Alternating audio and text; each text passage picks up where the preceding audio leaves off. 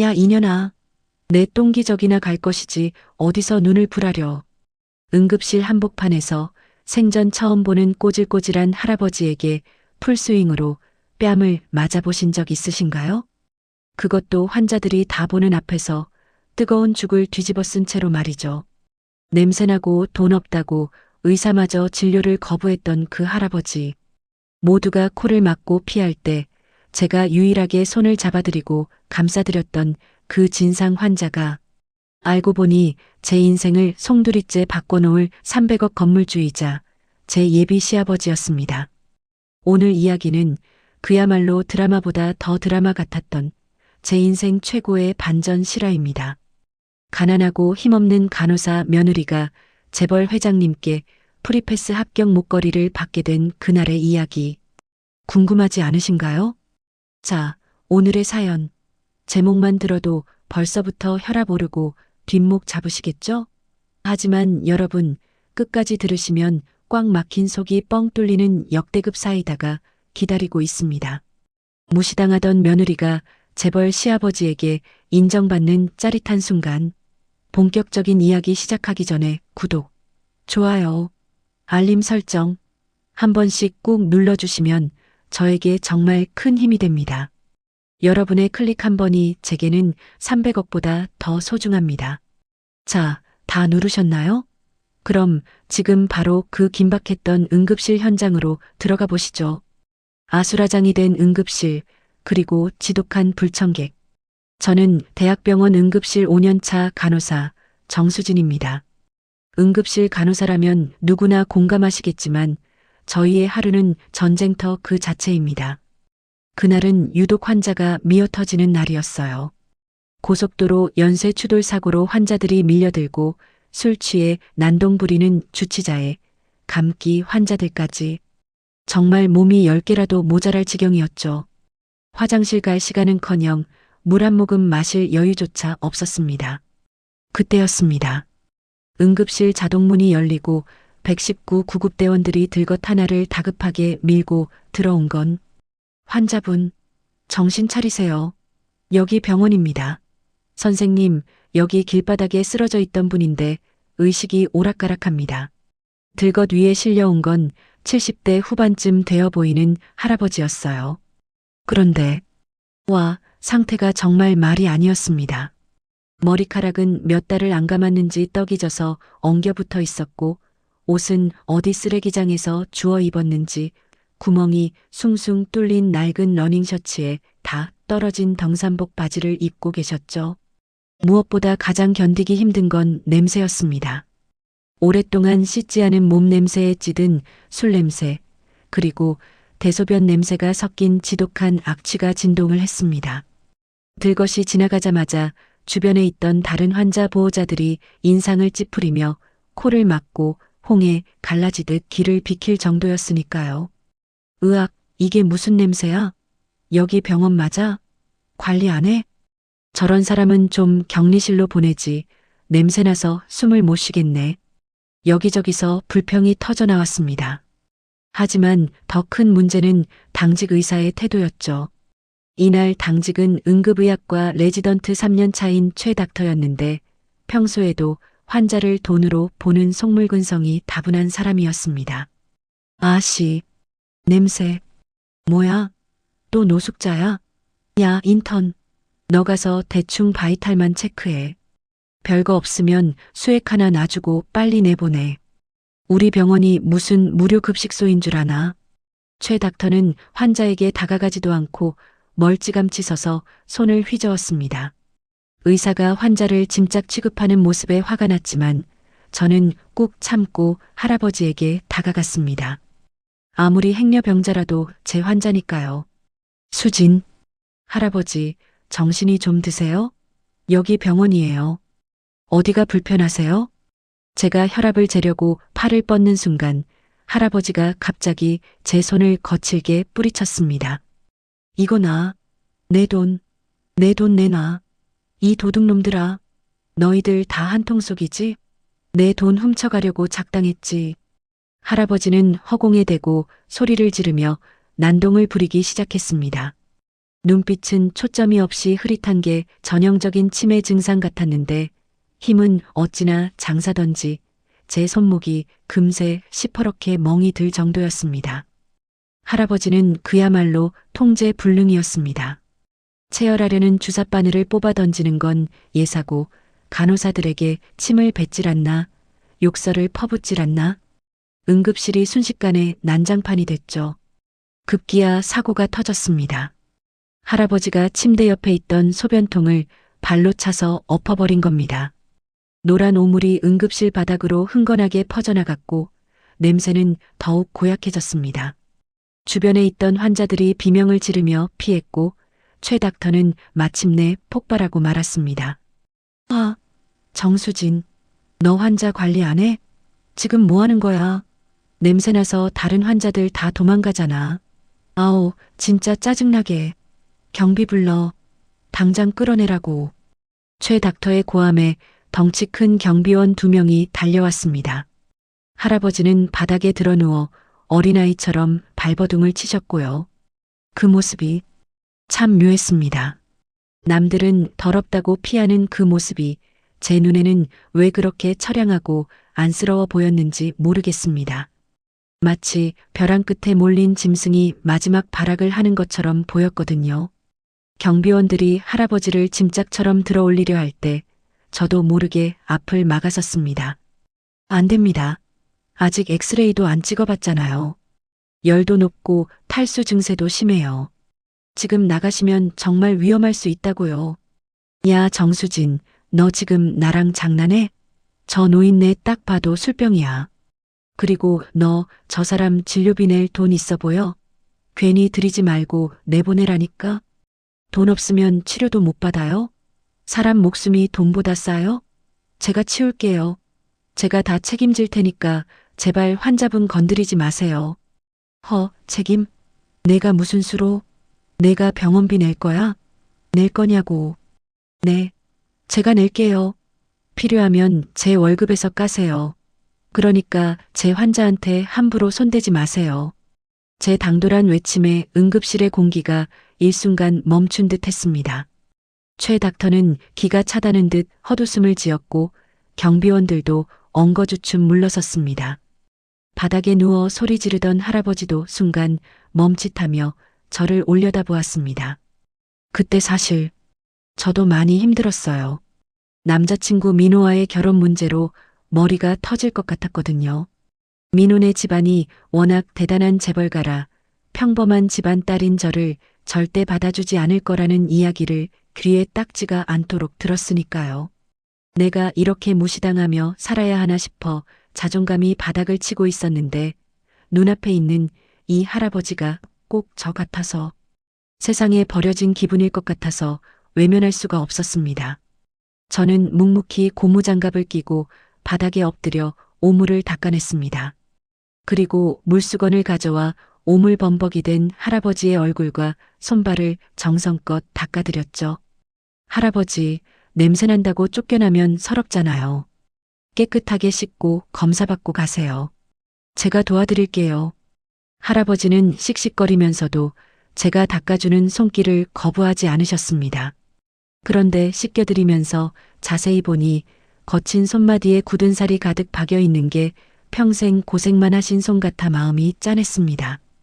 우리 할아버지도 살아계셨으면 이 연세쯤 되셨을 텐데 하는 생각에 더 마음이 쓰였던 것 같아요. 뜨거운 죽세례, 그리고 날아온 손바닥. 겨우 진정되나 싶었는데 진짜 위기는 점심시간에 찾아왔습니다. 할아버지가 식사를 못하신 것 같아 제가 병원 식당에서 전복죽을 사왔거든요. 물론 제 사비로요. 조금이라도 기운 차리시라고 비싼 특전복죽을 사서 호호 불어가며 떠먹여 드렸습니다. 할아버지, 배고프시죠? 이거 좀 드세요.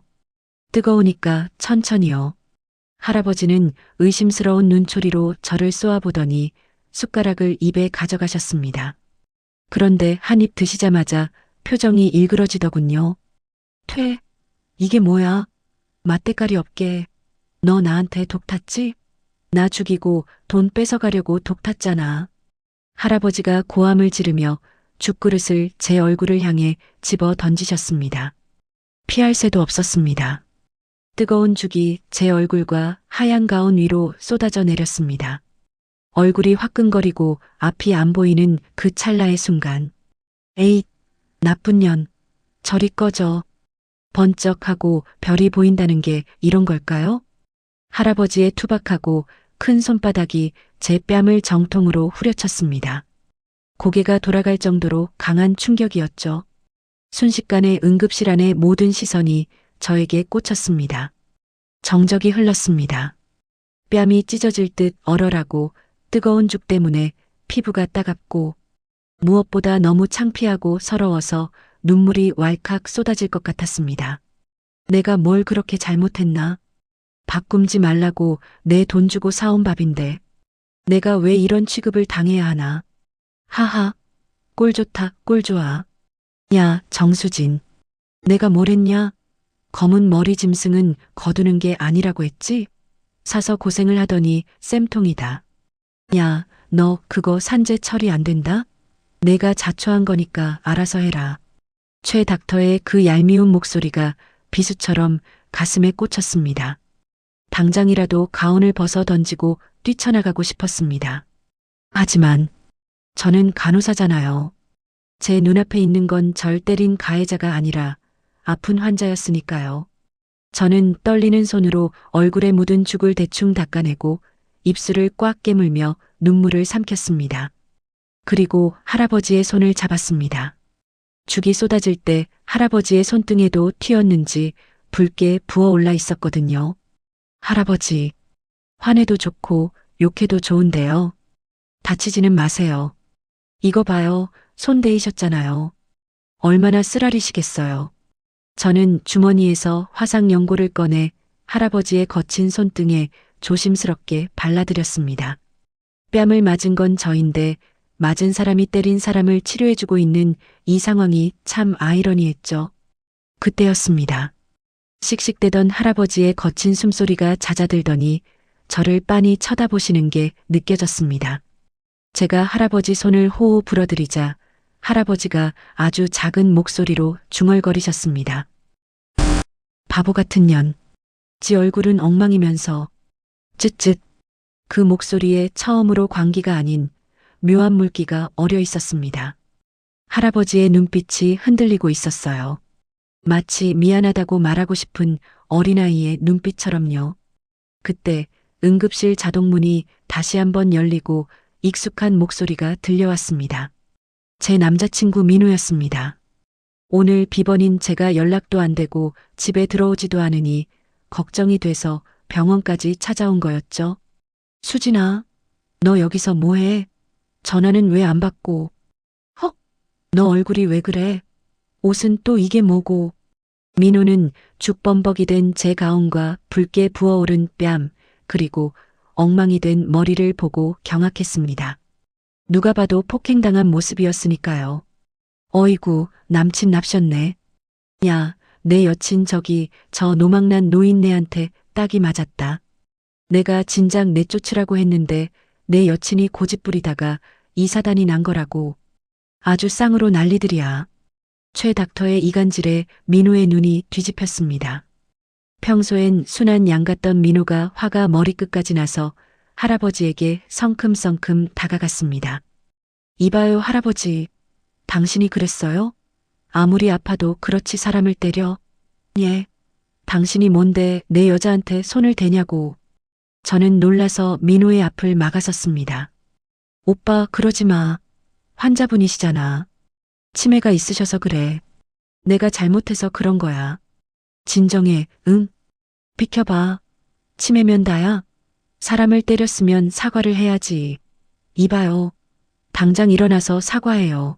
안 그러면 경찰 부를 거야. 민호가 할아버지의 멱살이라도 잡을 기세로 소리쳤습니다. 그런데 민호와 눈이 마주친 할아버지의 반응이 기가 막혔습니다. 보통 사람 같으면 겁을 먹거나 더 난동을 부려야 하는데 할아버지는 입꼬리를 쓱 올리며 비릿한 미소를 짓는 게 아니겠어요? 그러더니 침대 난간을 잡고 천천히 몸을 일으키셨습니다. 굽어있던 허리가 펴지고 흐리멍덩하던 눈동자에 갑자기 형형한 안광이 돌아왔습니다. 마치 영화 속 변신 장면처럼 방금 전까지의 치매 노인은 온데간데 없고 엄청난 위압감을 풍기는 노신사가 서 있었습니다. 허, 그 녀석 성질머리하고는 지 애비 닮아서 불같구먼. 뭐요? 당신 지금 뭐라 그래? 민호의 표정이 순식간에 굳어졌습니다. 할아버지의 목소리를 듣자마자 감전된 사람처럼 굳어버린 거죠.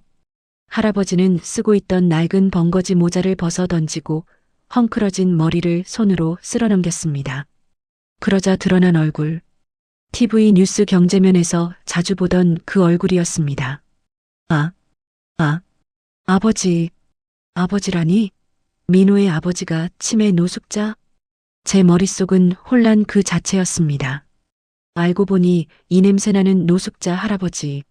민호가 평소에 우리 아버지는 호랑이보다 무서운 분이다.